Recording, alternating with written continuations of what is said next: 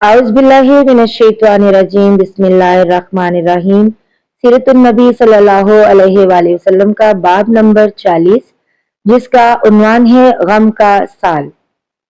جب نجران کے یہ لوگ آپ صلی اللہ علیہ وآلہ وسلم سے باتیں کر چکے تو آپ نے انہیں اسلام کی دعوت دی، قرآن کریم کی کچھ آیات پڑھ کر سنائیں۔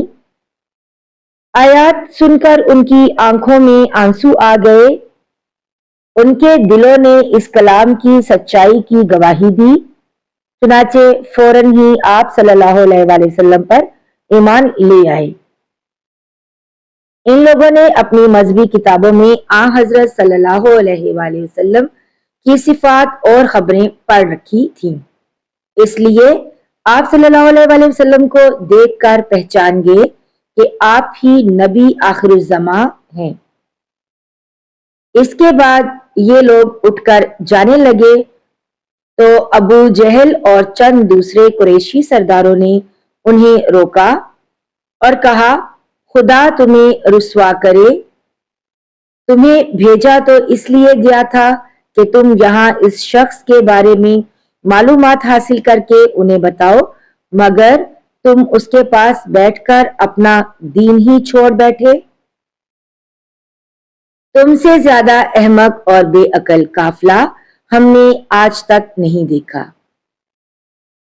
اس پر نجران کے لوگوں نے کہا، تم لوگوں کو ہمارا سلام ہے، ہم سے تمہیں کیا واسطہ، تم اپنے کام سے کام رکھو، ہمیں اپنی مرضی سے کام کرنے دو۔ اللہ تعالیٰ نے سورہ مائدہ میں ان کی تعریف بیان فرمائی۔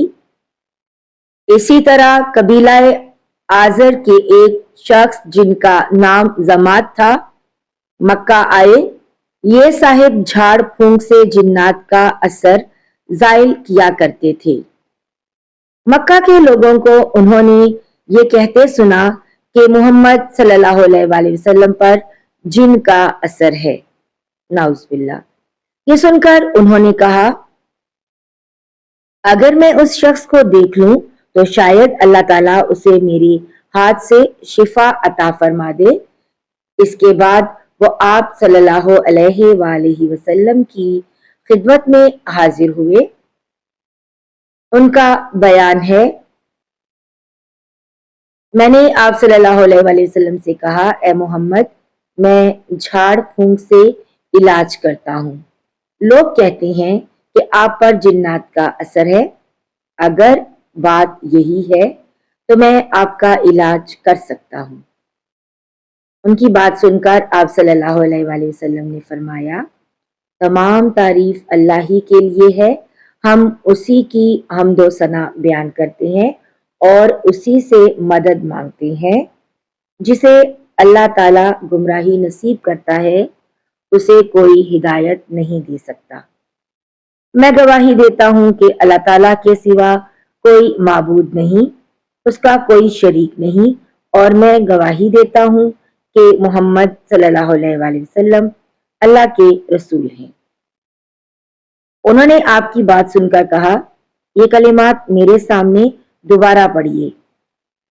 آپ نے کلمہ شہادت 3 مرتبہ دہرایا، تب انہوں نے کہا، میں نے کاہنوں کے کلمات سنے ہیں، جادوگروں اور شاعروں کے کلمات بھی سنے ہیں، مگر آپ کے ان کلمات جیسے کلمات کبھی نہیں سنے۔ اپنا ہاتھ لائیے، میں اسلام قبول کرتا ہوں۔ چنانچہ زماد رضی اللہ تعالیٰ عنہ نے اسی وقت آپ صلی اللہ علیہ وآلہ وسلم کے ہاتھ پر بیعت کی۔ آپ صلی اللہ علیہ وآلہ وسلم نے فرمایا، اپنی قوم کے لیے بھی بیعت کرتے ہو؟ جواب میں انہوں نے کہا، ہاں، میں اپنی قوم کی طرف سے بھی بیعت کرتا ہوں۔ اس طرح یہ صاحب جو آپ صلی اللہ علیہ وآلہ وسلم پر سے جنات کا اثر اتارنے کی نیت سے آئے تھے، خود مسلمان ہو گئے۔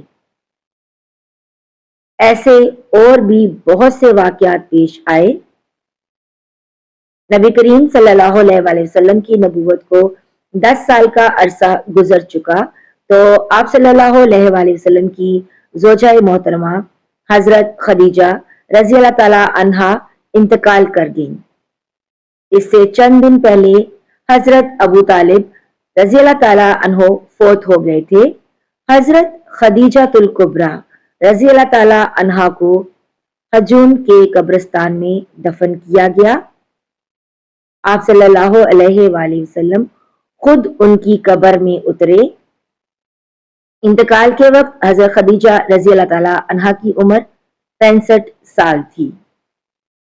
اس وقت تک نماز جنازہ کا حکم نہیں ہوا تھا۔ اس سال کو سیرت نگاروں نے عام الحزن یعنی غم کا سال قرار دیا، کیونکہ ہر موقع پر ساتھ دینے والی دو ہستیاں اس دنیا سے رخصت ہو گئی تھیں۔ آپ صلی اللہ علیہ وآلہ وسلم ہر وقت غمگین رہنے لگے، گھر سے بھی کم نکلتے۔ حضرت خدیجہ رضی اللہ تعالی عنہا شادی کے بعد 25 سال تک آپ کے ساتھ رہیں۔ اتنی طویل مدت تک آپ کا اور ان کا ساتھ رہا۔ ابو طالب جب بیمار ہوئے تھے تو آپ صلی اللہ علیہ وآلہ وسلم ان سے ملنے کے لیے آئے۔ اس وقت قریش کے سردار بھی وہاں موجود تھے۔ آپ نے چچا سے فرمایا، چچا لا الہ الا اللہ پڑھ لیجئے تاکہ میں قیامت کے دن آپ کی شفاعت کر سکوں۔ اس پر ابو طالب نے کہا، خدا کی قسم بھتیجے، اگر مجھے یہ خوف نہ ہوتا کہ میرے بعد لوگ تمہیں اور تمہارے خاندان والوں کو شرم اور عار دلائیں گے اور قریش یہ کہیں گے کہ میں نے موت کے ڈر سے یہ کلمہ کہہ دیا، تو میں یہ کلمہ پڑھ کر ضرور تمہارا دل ٹھنڈا کرتا۔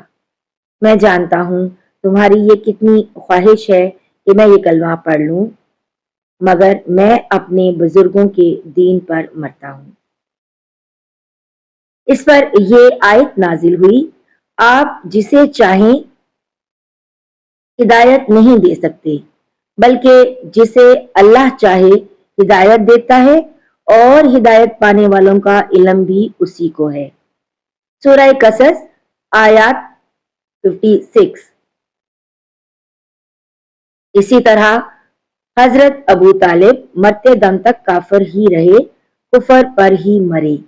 حضرت عباس رضی اللہ تعالی عنہ فرماتے ہیں، میں نے ایک مرتبہ رسول اللہ صلی اللہ علیہ وآلہ وسلم سے پوچھا، اے اللہ کے رسول، ابو طالب ہمیشہ آپ کی مدد اور حمایت کرتے رہے، کیا اس سے انہیں آخرت میں فائدہ پہنچے گا؟ جواب میں آپ صلی اللہ علیہ وآلہ وسلم نے ارشاد فرمایا، ہاں، مجھے ان کی قیامت کے دن کی حالت دکھائی گئی، میں نے انہیں جہنم کے اوپر والے حصے میں پایا، ورنہ وہ جہنم کے نچلے حصے میں ہوتے۔ صحیح بخاری اور صحیح مسلم کی روایت ہے۔ ابو طالب کے مرنے پر آپ صلی اللہ علیہ وآلہ وسلم نے فرمایا، خدا کی قسم میں اس وقت تک آپ کے لیے مغفرت کی دعا کرتا رہوں گا جب تک کہ مجھے اللہ تعالیٰ ہی اس سے نہ روک دے۔ اس پر اللہ تعالیٰ نے یہ آیت نازل فرمائی، پیغمبر کو اور دوسرے مسلمانوں کو جائز نہیں کہ مشرکوں کے لیے مغفرت کی دعا کریں، اگرچہ وہ رشتہ دار ہی کیوں نہ ہوں۔ اس امر کے ظاہر ہو جانے کے بعد یہ لوگ دوزخی ہیں۔ سورہ توبہ آیت نمبر 113۔ اس سے بھی ثابت ہوا کہ ابو طالب ایمان پر نہیں مرے۔ حضرت خدیجہ رضی اللہ تعالی عنہا کا انتقال رمضان کے مہینے میں ہوا تھا۔ ان کی وفات کے چند ماہ بعد آپ صلی اللہ علیہ وآلہ وسلم نے حضرت سودا بنت زمعہ رضی اللہ تعالی عنہا سے شادی فرمائی۔ آپ سے پہلے ان کی شادی ان کے چچا کے بیٹے سکران رضی اللہ تعالی عنہ سے ہوئی تھی۔ حضرت سکران رضی اللہ تعالی عنہ دوسری ہجرت کے حکم کے وقت ان کے ساتھ حبشہ ہجرت کر گئے تھے، پھر مکہ واپس آ گئے تھے۔ اس کے کچھ عرصہ ہی بعد ان کا انتقال ہو گیا تھا۔ جب حضرت سودا رضی اللہ تعالی عنہا کی عدت کا زمانہ پورا ہو گیا تو آپ صلی اللہ علیہ وآلہ وسلم نے ان سے نکاح فرمایا۔ اس نکاح سے پہلے حضرت سودا رضی اللہ تعالی عنہا نے ایک عجیب خواب دیکھا تھا۔ انہوں نے اپنے شوہر سکران رضی اللہ تعالی عنہ سے یہ خواب بیان کیا۔